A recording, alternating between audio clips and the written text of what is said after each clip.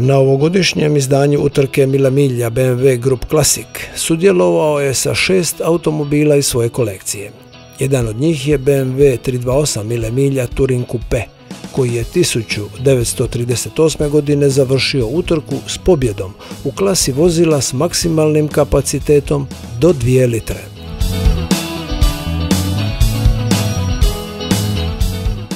Unatoč jakoj konkurenciji sa snažnijim i većim motorima, scenarij se ponovio i 2 godine kasnije. Iste godine još su 3 BMW 328 prešla ciljnu liniju, zauzevši 3., 5. i 6. mjesto, te BMW-u pripala i timska nagrada.